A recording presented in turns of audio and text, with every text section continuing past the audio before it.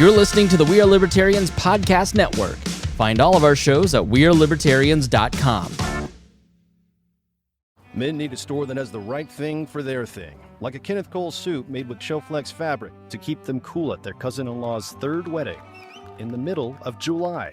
Whatever the thing, Men's Warehouse has the clothes for it. Love the way you look, Men's Warehouse. This episode is brought to you by LifeLock. It's Cybersecurity Awareness Month, and LifeLock has tips to protect your identity. Use strong passwords, set up multi-factor authentication, report phishing, and update the software on your devices. And for comprehensive identity protection, let LifeLock alert you to suspicious uses of your personal information. LifeLock also fixes identity theft, guaranteed or your money back. Stay smart, safe, and protected with a 30-day free trial at LifeLock.com/podcast. Terms apply. Thanks for joining the Chris Spangle Show. I am so glad to be with you today, and this is a conversation that I had with Chuck Pullen and Bob Starkey on WJOB 1230 AM up in Lake County, Indiana, which features Gary, Indiana. I think they're in like Hammond, which is a little nicer.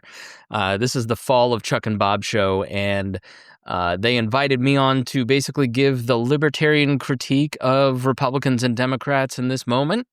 Talk a little bit about the White House, talk a little bit about the No Kings rallies. So stay tuned. I think you're going to like it. Let's jump right into the show. So why don't we jump in, see if we can hear our Zoom guest. Go ahead, bring them in. Chris, can you hear me? I can hear you, Chuck. Can you hear me? You hear him? I can't hear him. Chris, can you hear us? I can hear you. Can you hear me? And soon they'll hear all of us. I can hear. We can hear each other. Go ahead, put him on the screen. Let's see him.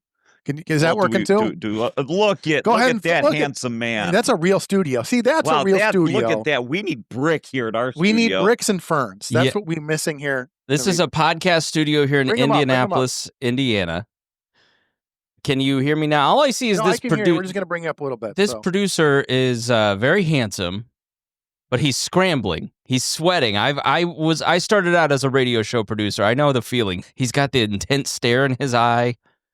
He's nervous. So that's Joe, and Joe is doing the work of like three people. So he's producing the video, the audio, rolling breaks, and we have this constant argument with the station owner about the ergonomics of being a producer. You can't be flying across the room on a chair all day long. You need to have everything lined up. Yeah, well, God forbid any of the on-air talent do anything.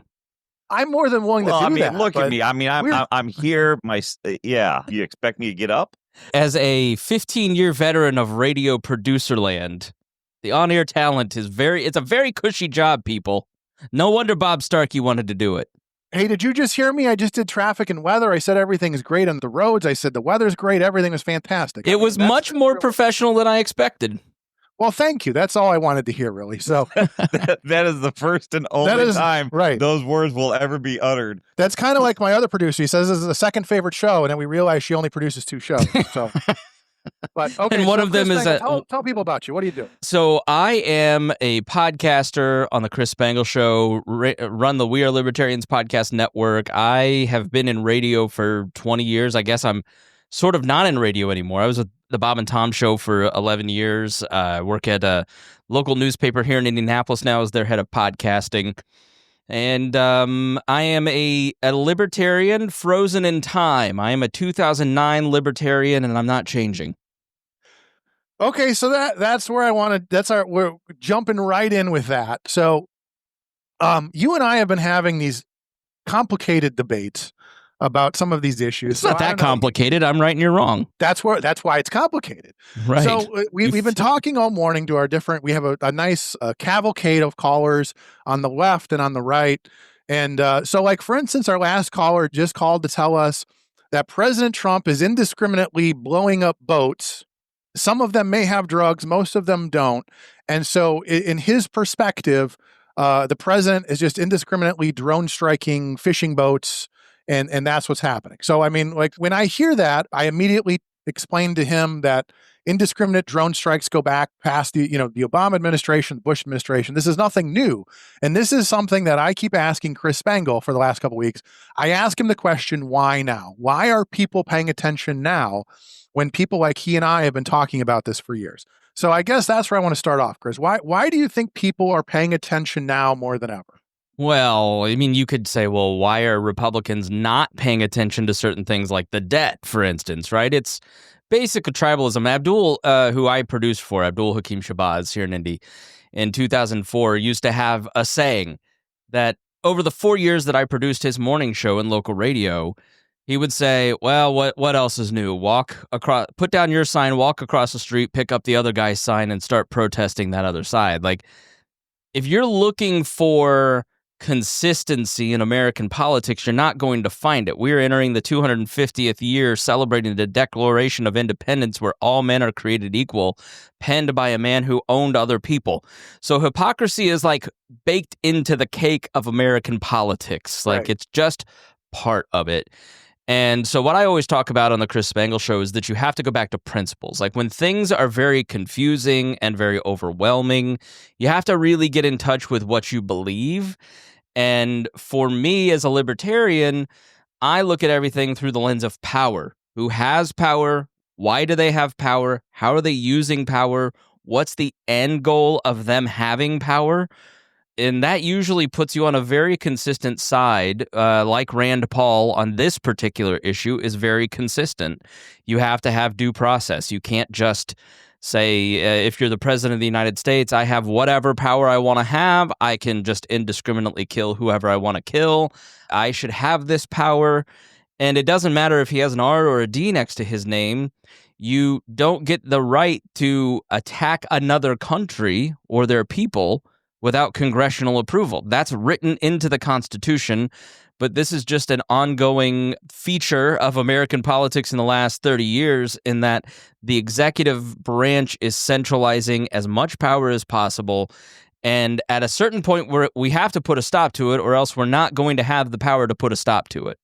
And it was funny because I actually brought up Rand Paul. I said to the caller, I said, you know that Rand Paul filibustered for 10 hours about 10 years ago to talk about this very issue, about the use of drones, specifically on American soil, but using drones in this capacity. And the problem was, at the time, 10 years ago, who was paying attention to Rand Paul? People like you and I, the libertarians, were paying close attention because we knew this would be an issue, and everybody else kind of ignored Rand Paul. And now today, once again, why now, 10 years later, now people are paying attention to what they consider the president drone striking indiscriminately, fishing boats, even though I just brought up the fact that President Obama blew up an entire wedding in Yemen, and et cetera, et cetera. So again, that becomes what I don't understand. So what are you mad about? Are you mad about Democrats finally getting it right? Well, so going back to your principles, though, you're saying, what are the principles? Are we going to finally see a scenario? And this is what I say, Chris, you remember, like, even during COVID. So we had libertarians, we were protesting outside the governor's mansion. And who was there with us? We had, Trump supporters with their pickup trucks surrounding the governor's mansion, Hunker Down Holcomb, and things like that. The question becomes, where are the principles to say when, and this is what I always go back to, if you want government to have less power, the only time you can do that is when your party is in power. I'll use a perfect example. One of our other callers earlier today was talking about these DUIs and legislative immunity. So he was talking about this, the DUI that's come out, and let me pull it up real quick. So we were just talking about the legislative immunity that, and again, you had 4 or 5 different legislators here in the state that have gotten DUIs in the last few years because they have this immunity. And so again, same idea. Why are you surprised that if legislators give themselves legislative immunity, that they go and commit DUIs because they know they can get away with it? So again, it's that same idea of when you have the power, that is the time to say, hey, maybe we should have less power. And that's the problem. It never happens. Like you said, a nation formed by hypocrisy. So that becomes the question is, are these people that were protesting, the No Kings protesters, are they going to continue to protest the power when Democrats get it back? No, of course not. The Republicans will take to the streets. Well, I don't know that you can say that. I don't know that you can say that for certain, because you and I both have probably changed and evolved. I mean, I supported Bush. I was in 2005, 2004, college Republicans chair, supported the Iraq War wholly and heartily. I planned a pro-war rally on the Friday after Thanksgiving in 2003. And then over the course of the 2000s evolved to a very anti-war position. And I think part of it is that you are exposed to other ideas. You're exposed, and this is where I find it a bit frustrating and a little bit of a trick in order to give Trump an out in terms of his violations of the centralization of power, to say, why now? Why are these Democrats doing the right thing now? Why don't we get engaged with the people who are finally saying, hey, maybe centralized power is the wrong thing, and start leading them to a more libertarian position?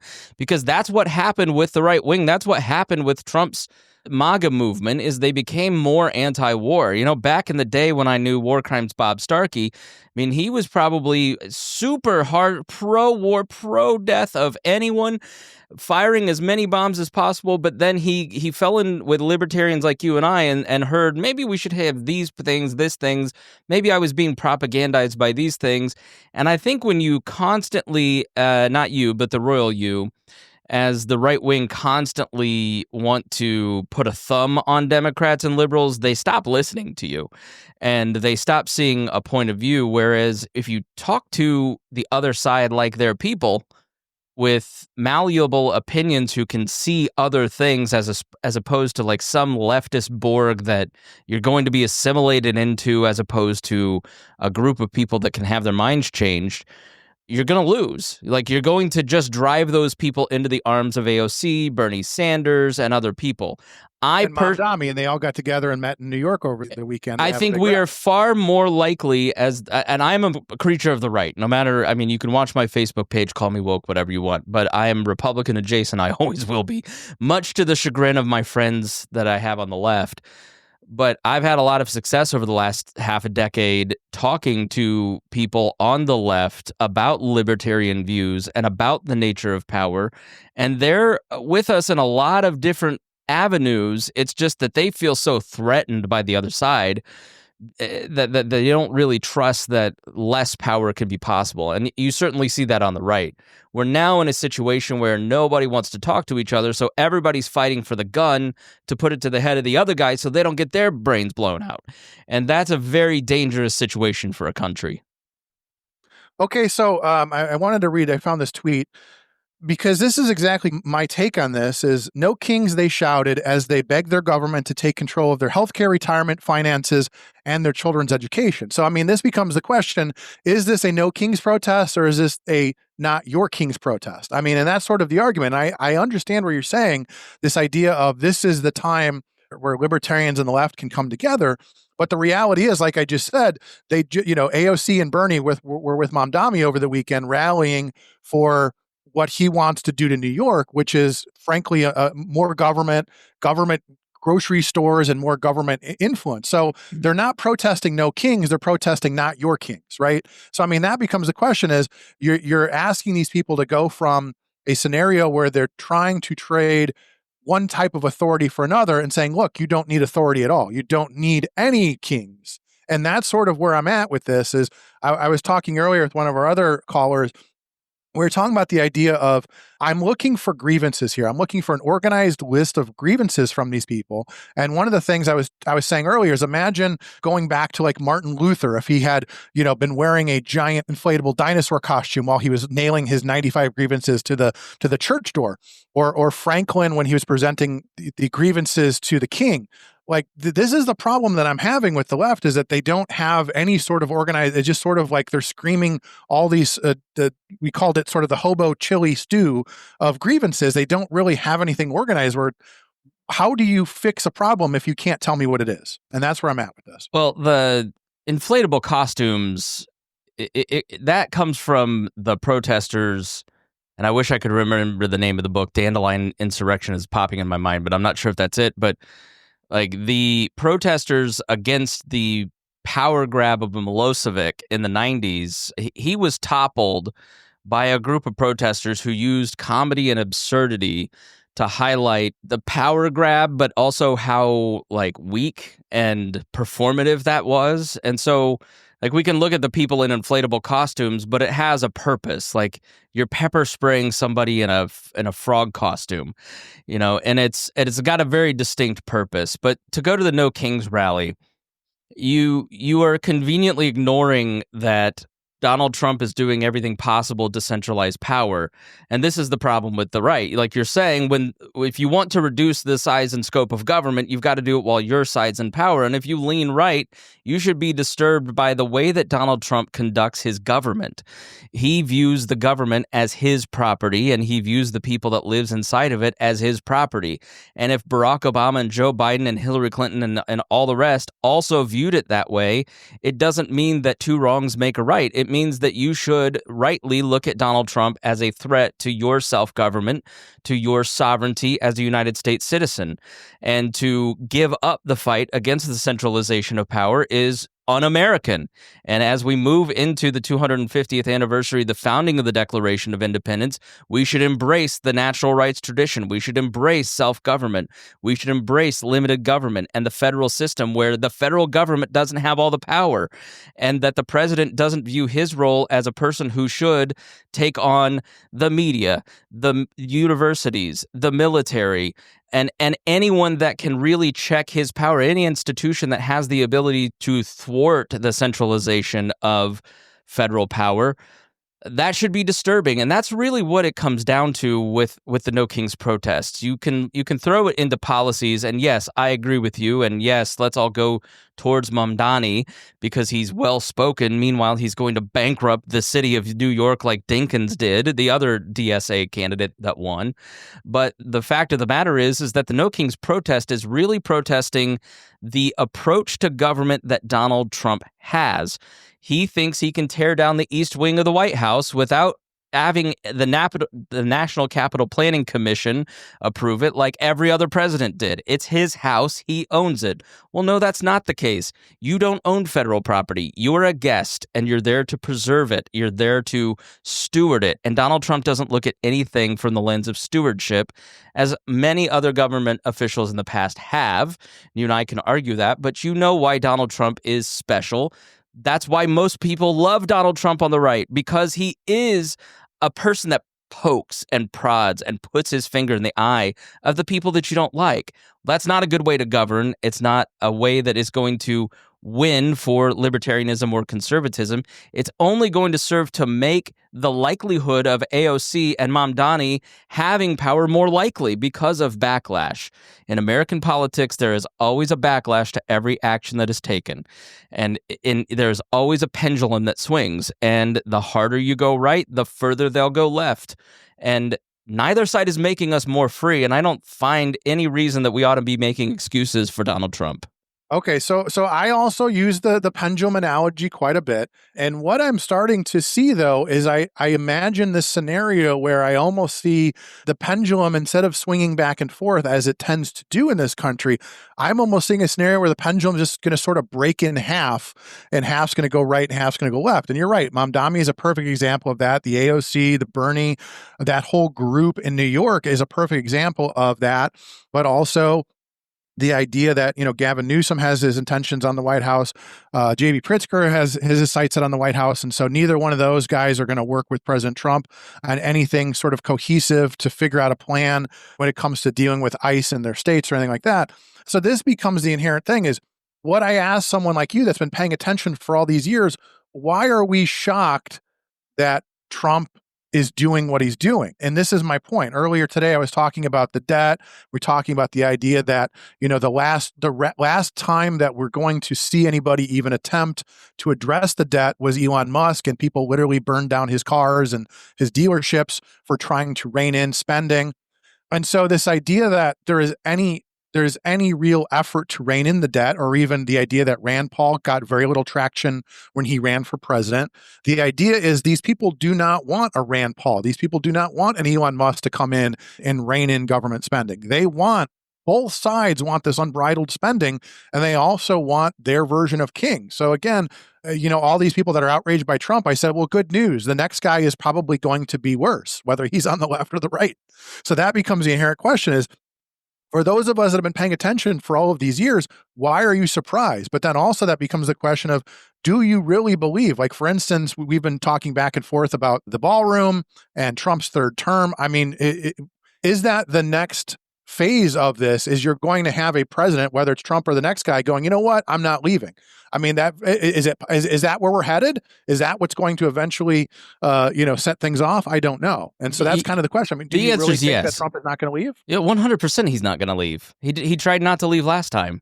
Remember the Kraken and the 120 lawsuits that were filed, that he filed saying, well, the election was stolen, and then he had no evidence of it? Like, Donald Trump has already tried not to leave. He claimed the 2016 election was rigged. Like, Donald Trump's entire, you want to argue why now? Read history. Go read about Duterte in the Philippines. Like, he rode to power on the extrajudicial killings of drug dealers.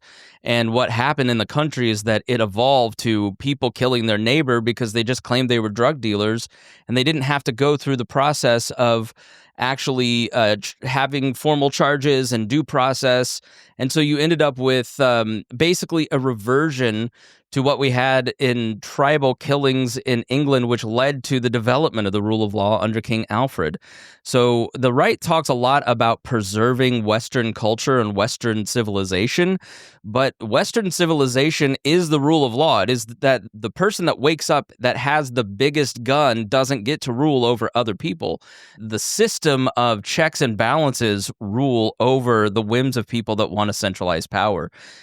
I don't think any Republican with an honest, straight face can look at Donald Trump's presidencies and say that he hasn't done these things to an order of magnitude over what Democratic politicians have done. That's part of why you like him. Just be honest about it. And so, yes, you're right. We're now in a position where if you listen to Steve Bannon, who I think is a very credible person in terms of how his movement thinks, like the MAGA movement is not a libertarian movement. They're not trying to preserve the natural rights tradition. They're not trying to make government smaller. They're trying to maintain power because what they understand is exactly what you're saying. And so if somebody's going to have permanent power and lock up the other side, it might as well be us. And I'm not going to be the one to advocate for that system. I don't care if it makes me unpopular. I don't care if it makes me get called a lib by you on Facebook. It doesn't matter to me because you're not going to have in 50 years my great-grandchildren look back and say, I argued for the breaking of the Constitution and the breaking of the American system. It doesn't matter which side wins. And I think people have to start waking up and having a duty to the American Constitution and an awareness that they're arguing for the breaking of the entire system, and we end up in a banana republic where no matter who wins, the other side goes to jail. And guess what? We live in a much poorer, worse country. Like if you listen to my show and you listen to the series of immigrants that I talked to over this past summer, they moved here because of the abundance of choice, the freedom to choose where you go to school, the freedom to say what you want without persecution, the economic opportunity that we have because we're not burdened by socialism. Most of them are from South America, and they support Donald Trump over the left because they saw how socialists destroyed their country, but they're also alarmed at the movement of the right towards fascism. And so you can change culture by advocating for what's right. Even if you're unpopular, if you were during COVID and you were saying, look, maybe the public health system isn't right, and maybe this shot isn't going to solve COVID, and maybe we should be skeptical about these things. You weren't popular, but you were born out right. And the same thing has to start applying to government power. You have to start fighting power where it is centralized and when it has power over you. Because if you don't, you're not going to have the ability to do that for very long. It doesn't matter which side wins. Okay, so we're going to let you go in a minute. Callers, if you guys want to call in, you get your say on this. Bob, if you want to respond, you have the official Republican response to what Chris had to say. But I do want to ask Chris one question before he goes then. Okay, so we have this scenario that you believe is playing out where Trump is not going to leave. Now, obviously, last time, there was this discussion about votes and 2 a.m. votes and dead people voting, all these things. What is going to be his excuse for not leaving? And if he does refuse to leave, what do you expect the Republican response is going to be? And again, we can even roll that into what's happening right now in Indianapolis with the idea of we've got Trump pressuring our governor to, do this redistricting and things like this. Do the Republicans fold? What happens when he refuses to leave? I mean, a decade of Republicans folding tells you they're going to fold. Right. Like, I don't expect backbone from Republicans at this point. Like, it's the craziest thing to me. How do they justify it is my point, though. How do they justify not letting... It doesn't matter how they justify it. If you look at, like, Diego Morales, our Secretary of State here in Indiana, just put out he did a study trying to find illegal immigrants that voted illegally in Indiana, and he found like one. And so it doesn't matter what the truth is. If you can propagandize your way through and just assert that you're right, and then it gives a permission structure to your side to say, yeah, that's the truth. I believe this version of the truth. Like, we already saw it. He already said that the election was stolen from him in 2020, and he has no evidence to back that up. And yet the majority of Republicans believe that. And you see in the Indiana General Assembly, the fear of losing power is why most of these guys are being silent. And I am so fed up with these. I can't curse because we're on radio. Yeah, we're on real radio. I'm so tired of Republicans privately saying how they're concerned about this and that, and then never going on the public record. Like, at least have some respect for Jim Lucas, who says, yeah, I'm not doing this. This is a power grab from D.C. to force the state. And then he goes, never mind, I'm changing my mind. Like, at least that guy is saying it out loud so we can judge him as a flip-flopper for all time. But, like, this redistricting thing it's cheating. And everybody knows it's cheating. You want to put whatever facade you want on it and repeat it so Bob Starkey can get on radio and repeat it from the Republican side. And then it makes you all feel good because enough people have repeated it that you feel that it's the truth. It doesn't make it the truth. It's a permission structure. And so the dangerous part about people like Mitch Daniels is that a Mitch Daniels is a credible person that comes in and blows up the permission structure because he has the honesty to say, yeah, maybe we shouldn't let the president cheat, and we shouldn't participate in his cheating. And so then you have to call him a woke lib, and what happened to Mitch Daniels and all that, because... Well, does he have, and this is the first time I'm going to do it, does he have the wherewithal to say what he's thinking, or does he have the permission from not needing the electorate anymore? Well, of course, he's got himself, but he has always... Now that I don't need to get elected, I can say what I want. And so, yeah, it's real easy when they say,